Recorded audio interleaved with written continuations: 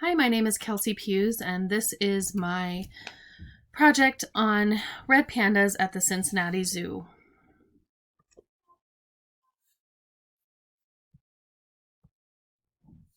First, some background about the red panda. They are from the family Aluridae.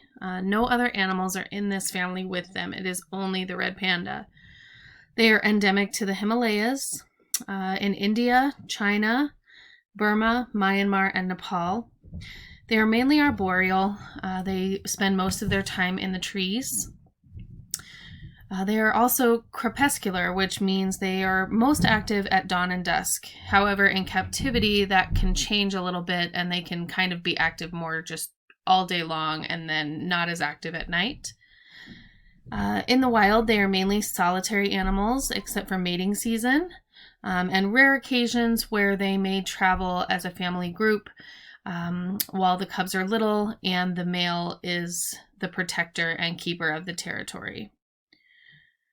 Red pandas are carnivorous, but they eat mostly bamboo. Sometimes they eat insects, fruit, or small mammals as well. There's not a lot of interaction with humans. Because of their habitat, they live very high in the Himalayan mountains, and they are very elusive creatures, so it makes them very tricky to study. Most studies on the movement of red pandas in the wild is done by VHF telemetry, and they are listed on the IUCN Red List as endangered. As of 2015, the number of mature adults was not known. Part of the reason they are listed on the IUCN Red List as endangered is because their breeding is much slower than other animals. They generally only have an average of 2 cubs per breeding season. It can be anywhere from 1 to 4, but the average is 2. Breeding season is once a year, so from January to February is when the females are ready to mate, and cubs are generally born between May and August. The cubs generally tend to stay with mom until they are 12 to 18 months old. And at that point, they are sexually mature and a female can have their first litter at 2 years old. Captive breeding programs are very important in zoos and wildlife preserves to keep red pandas from going extinct. Now, Cincinnati Zoo reached out to us to look at a piece of video footage and try to evaluate the behavior of their red pandas to see if adding enrichment could help with their welfare. The video footage from Cincinnati Zoo was approximately 13 minutes long. The full clip was observed for this project. And during the clip, a group of 3 to 4 red pandas, depending on the part of the clip, can be seen interacting with their keepers. Now, because most of the behaviors observed were during their interaction with humans, we focused solely on body language and whether they were relaxed or seemed stressed or threatened, rather than looking at the specific behaviors. However, the behaviors we observed were eating, climbing, scent marking, foraging, play fighting, and a vocalization called huff quacking.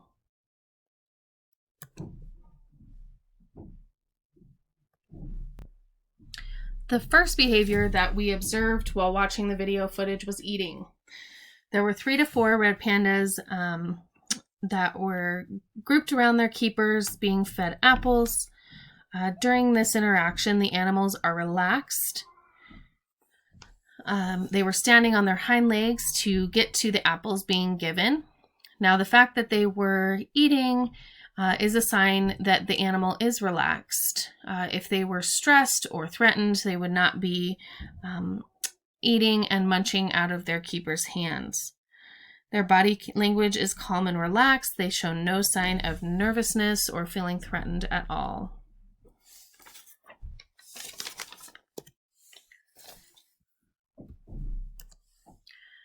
The second behavior that we observed during the video footage was climbing. during the video footage, a male red panda, Kenji, can be seen scaling a large branch. Now, they are mainly arboreal animals, and their large claws and long tail make them exceptional climbers. Later on in the footage, a female can be seen scaling the same branch with a second red panda, close behind her. Body language is relaxed and calm in all situations. Now, in the wild, a meeting between conspecifics in this way would not be a great situation. It would probably be very tense and possibly lead to conflict. But in captivity, there's not really any way to avoid individuals meeting each other in a fairly close range. The only way to do that would be to separate all of the red pandas in individual enclosures, and that's just not realistic. So during these interactions, while they are climbing, all of their body language is relaxed and calm, no signs of feeling threatened at all. The third behavior we observed was foraging. It is a natural behavior seen in the wild when looking for food. Because red pandas are carnivores who eat mostly bamboo, their digestive system isn't built to process the plant matter, so they can only digest 24% of the bamboo that they eat. They need 2 to 4 pounds of bamboo shoots and leaves a day in order to maintain their caloric intake, and foraging helps them find enough bamboo shoots and bamboo leaves, as well as the supplemental nutrition that they can find with insects or small mammals or fruit. During the foraging, again, the animals are calm and relaxed, just sniffing around looking for those pieces of apple.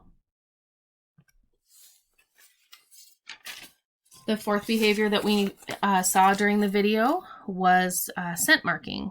The male, Kenji, was observed using the scent gland at the base of his tail to mark a rock, and later on the base of a tree. Scent marking is very important in the wild.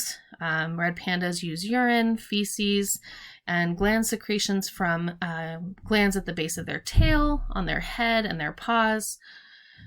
They use these smells to mark their territory, to find a mate, to leave just general information about themselves for other conspecifics, or to navigate familiar territory and leave a trail so they can find the way back to their nests or their breeding areas.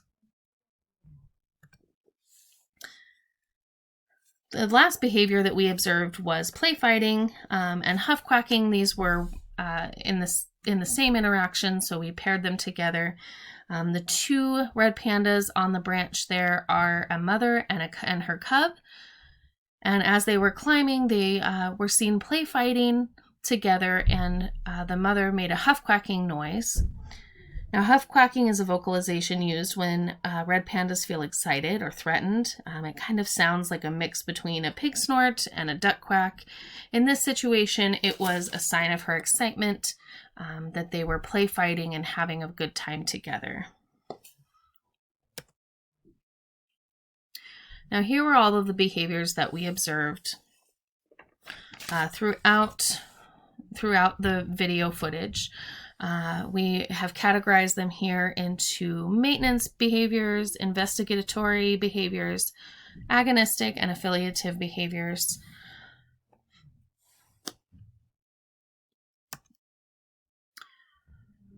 After reviewing the video footage, we can see that all of the animals appear to show behaviors that indicated they were feeling relaxed and safe around their keepers.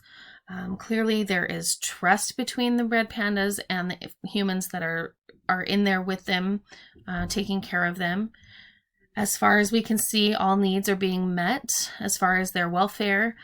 They were all calm and tolerated one another in the close confines of the enclosure very well.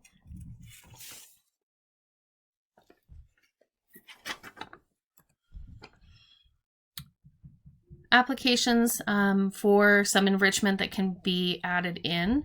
Behavioral enrichment engages and challenges the brain. So things like food-related enrichment, puzzle feeders, hanging baskets with food, treats frozen in ice, things that get their brain working and make them think a little bit and work a little harder for their food. Some other behavioral enrichment would be training. This helps engage their brain, challenge them a little bit, but it can also help with their care. So commands like stand or paw or touch can help during medical checks or simple procedures from the veterinary team. And then sensory enrichment, anything that engages their senses and encourages exploring, gives different sensory experiences. Placing spices around their enclosure encourages exploration. Adding additional climbing structures encourages their climbing and exploration of all different parts of their enclosure. Some fun ones also would be painting with their paws. Have them walk through the paint and walk over a canvas. It gives them a different sensory feel on the bottom of their paws. Now, our final recommendation for Cincinnati Zoo. All the red pandas at Cincinnati Zoo are obviously very well cared for. Their welfare is fantastic.